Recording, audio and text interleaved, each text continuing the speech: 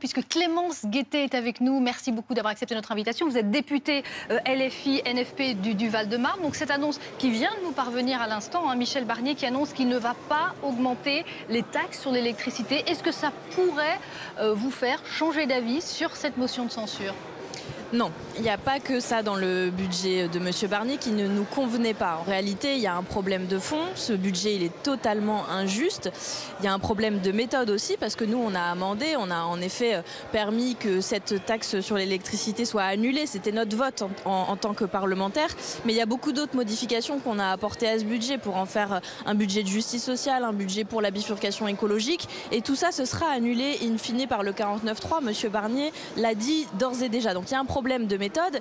Et par ailleurs, aujourd'hui, ça vous aura pas échappé, on est à l'Assemblée nationale, on est en train d'essayer de faire abroger l'odieuse réforme des retraites à 64 ans et les macronistes font de l'obstruction de manière totalement honteuse et pitoyable. Et là aussi, il y a un problème de méthode et de piétinement démocratique par le camp macroniste au sens large. Donc, y compris ce qui se passe aujourd'hui, si on nous empêche de voter l'abrogation de la réforme des retraites, c'est une raison totalement suffisante pour nous pour censurer ce gouvernement qui est illégitime.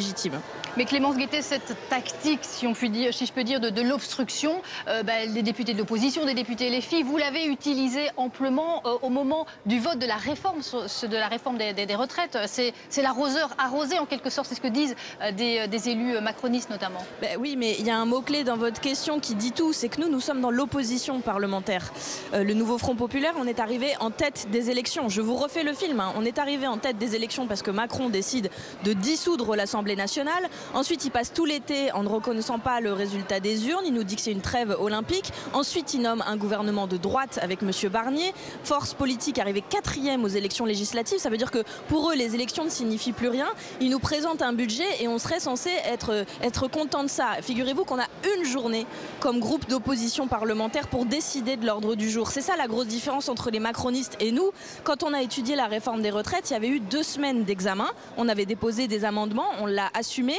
Et y compris, il y avait une possibilité à cette époque-là d'ouvrir de nouvelles séances et c'est les macronistes eux-mêmes qui l'ont refusé. Pour nous, tout s'arrête à minuit. Mais je dis pour nous, et en réalité, vous savez, on est chargé aujourd'hui de gravité parce qu'ils sont vraiment pitoyables, leurs amendements. Ce sont des blagues. On a des députés de droite qui nous disent qu'à 64 ans, on est encore bien conservé et qu'on peut travailler. Vous savez, ce à quoi on assiste aujourd'hui, ça va laisser des traces dans le pays, ce mépris de classe y compris, parce qu'ils ne comprennent pas que fondamentalement, on arrive chargé de cette revendication, c'est arrêter de voler 2 ans de vie aux Français. Et je vais même aller plus loin.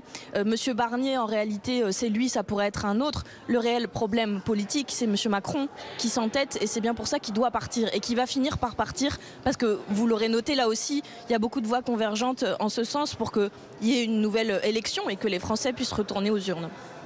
Clémence Guettet, je reviens donc sur cette annonce puisque c'est la dernière qui vient de nous parvenir. Hein, Michel Barnier qui ne va pas augmenter les taxes sur l'électricité.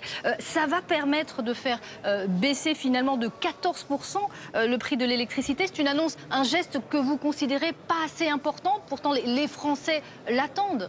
Vous savez que 2 Français sur 3 se sont privés de chauffage parce que les factures débordent, parce qu'elles sont trop chères dans l'année qui s'est écoulée. 2 Français sur 3. C'est absolument énorme et oui, c'est insuffisant et nous l'assumons.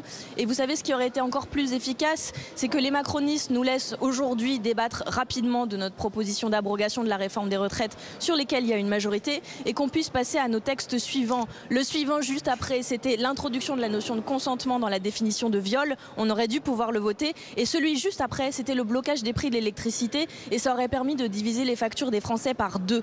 Voilà ce qui aurait été beaucoup plus efficace plutôt qu'une annonce de M. Barnier pour essayer de s'acheter la clémence et la mansuétude de l'extrême droite comme à son habitude.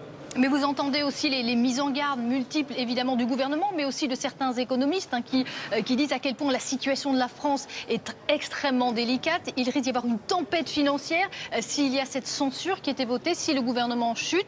Ça ne vous fait pas reculer, ces mises en garde ? Mais non, parce que c'est du chantage en fait. Il faut vraiment qu'ils arrêtent ce rapport malsain à la démocratie. En fait, les gens ont le droit de s'exprimer, les parlementaires, représentants du peuple, ont le droit de défendre des options, y compris budgétaires, différentes de celles du gouvernement Barnier. On avait trouvé 75 milliards de recettes dans la première partie du budget, alors que Barnier en cherchait 60. Les 60 milliards de coupes qu'il va faire dans les services publics, l'éducation, la santé. Nous, on avait trouvé 75 milliards. Il suffit de faire une seule chose, madame, il suffit de taxer les plus riches de ce pays qui se sont enrichis de manière démesurée dans les années précédentes sous Macron, dans le même temps où 90% de la population française s'est appauvrie. Voilà, ça c'est un débat budgétaire. Il y a une option sur la table qui est radicalement différente, c'est celle d'un budget de justice sociale, celui du nouveau Front populaire. Pour notre part, nous sommes prêts, y compris, je vais vous dire, il n'y aura pas de shutdown, on n'est pas aux États-Unis là, on est en France. Les fonctionnaires continueront d'être payés et jusqu'au 31 décembre, on peut présenter un budget alternatif et nous sommes prêts à le faire. Merci beaucoup Clémence Guettet d'avoir été en direct avec nous.